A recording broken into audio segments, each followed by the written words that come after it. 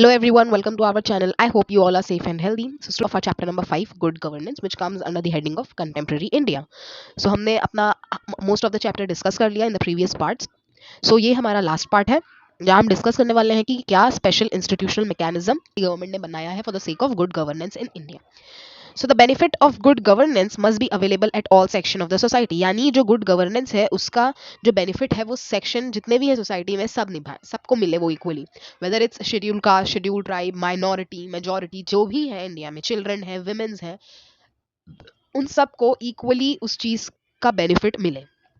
So the constitution provides for socio-economic and political safeguard to certain disadvantaged section of the society. Beside the safeguard provided for them, the government had created several commission to safeguard the rights different section of the society. So हमारी constitution ने तो कुछ rights allot किए हैं for that deprived section, whether it's scheduled caste, scheduled tribe, minorities, women's, children's, child labor or anything. तो लेकिन उसके बावजूद हमारी गवर्नमेंट ने for the sake of the better governance उन्होंने ऐसे इंस्टीट्यूशन सेटअप किए ताकि जो काम हो, जो उन पे ध्यान रखा जाए, वो इजीली हो जाए.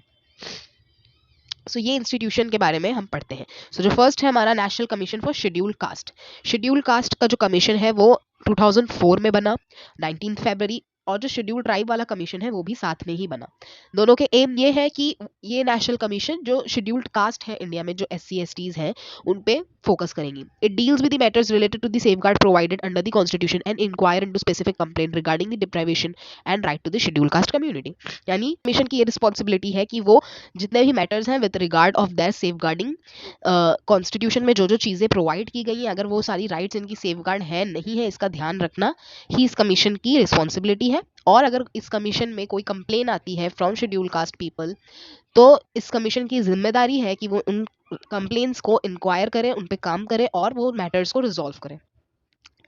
19 फरवरी 2004, जो 17 साल पहले, शेड्यूल कास्ट और शेड्यूल ट्राइब दोनों कमीशन बनाई गई थी. जैसे शेड्यूल कास्ट की कमीशन का काम है कि वो SC लोगों पे ध्यान दे, वैसे ही शेड्यूल ट्राइब की कमीशन का काम है कि वो ST पे ध्यान दे. It deals with the matters related to the safeguard provided under the constitution and inquire into specific complaints regarding the deprivation of schedule tribe community. So इनकी जो राइट्स है वो सेफगार्ड है कि नहीं, इसका ध्यान रखना, इनकी अगर कोई कंप्लेन है तो उस पर इंक्वायरी करना इस कमीशन का काम है. वैसे ही हमारी आती है तीसरी कमीशन जिसका नाम है नेशनल ह्यूमन राइट कमीशन, जो कि 12 अक्टूबर 1993 में सेटअप हुई थी. इसका एम है students to deals with the protection of rights relating to life, liberty, equality, dignity guaranteed by the constitution. यानी कॉन्स्टिट्यूशन के द्वारा ये सारी राइट्स जो दी गई है हर सिटीजन को इंडिया के, सेफ गार्डिंग करना, इनका ध्यान रखना कि वो सारी चीज़ें हो रही हैं कि नहीं हो रही है, कहीं ये राइट्स इनकी वॉयलेट तो नहीं हो रही हैं, तो ये इस कमीशन का काम है. यानी इन शॉर्ट अगर हम बात करें तो जितनी भी राइट्स दी गई हैं कॉन्स्टिट्यूशन में, सबके लिए कमीशन सेटअप की गई है ताकि एक प्रेशर ना रहे गवर्नमेंट पे, और एफिशिएंटली गवर्नमेंट जो है इन सब सेक्शन डिवाइड कर करके उन राइट्स पे कि उनकी सेफ गार्डिंग हो रही है कि नहीं हो रही है, क्या उस एरिया से क्या कंप्लेन है इस राइट्स को रिलेटेड, तो उन पे प्रॉपर काम हो सके, प्रॉपर उस पर एक देख रेख हो सके, इसलिए कमीशन ऐसी ऐसी छोटी छोटी बनाएंगे. So national commission for women बनाई गई. नेशनल कमीशन फॉर विमेन 1992 में सेटअप हुई थी students. In the year of 1992 national commission of for women बनी. सो इसका काम था कि ये सारी फैसिलिटीज़ को रीएड्रेस करें कि अगर कोई भी कंप्लेन है फीमेल्स की तरफ से तो उनके लिए हम इंक्वायरी करें, और जो social economic development of women का है उसको एक्सेलरेट करना ही इस कमीशन का काम है. जो फिफ्थ हमारा कमीशन है वो है national commission for the protection of child right.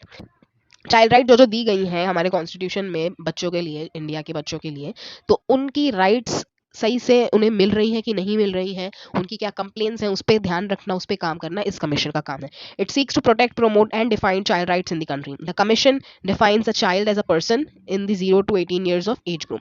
ये कमीशन चाइल्ड किसको कंसिडर करती है? जो न्यूबॉर्न से लेके 18 ईयर तक यानी अडल्टहुड तक लेके जो बच्चे हैं उनको ही ये चाइल्ड कंसिडर करती है. ये कमीशन 2007 में सेटअप हुई है, 15 years ago. उसके बाद जो हमारी कमीशन है वो है national commission for backward class. जो बैकवर्ड लोगों हैं उनके लिए जो कमीशन सेटअप की गई है वो इस चीज़ पे फोकस करती है कि जो वेलफेयर है इन बैकवर्ड क्लासेस का वो सही से मिल रहा है उन्हें कि नहीं मिल रहा है. सोशली और इकोनॉमी उनका फोकस जो है उनके वेलफेयर के ऊपर है इस कमीशन का. जो हमारी 7th कमीशन है वो है national commission for minorities. Backward commission जो है वो 14 अगस्त 1973 में सेटअप की गई, और जो नेशनल कमीशन फॉर माइनॉरिटीज़ है स्टूडेंट्स वो 1993 में सेटअप की गई। तो इस कमीशन का काम है, it monitors the working of the safeguard for minorities provided in the constitution and laws enacted by the parliament and act as the state legislature.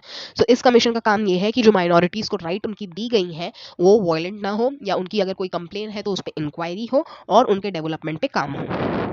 जो हमारी लास्ट कमीशन है टेक्स्ट बुक में जो हमें दी गई है वो है कंज्यूमर डिस्प्यूट्स रिड्रेसल कमीशन, यानी कंज्यूमर से रिलेटेड जितनी भी कंप्लेन्स हैं या जितने भी डिस्प्यूट्स हैं वो इस कमीशन पे एड्रेस होते हैं। This provides for a consumer disputes रेसिडरल मैकेनिज्म। सो ये सारी कुछ स्पेशल कमीशन थे, मैकेनिज्म थे, जिससे हमारा जो गवर्नेंस है वो डिस्ट्रीब्यूटिव मैनर में एक अच्छी तरीके से काम कर सके।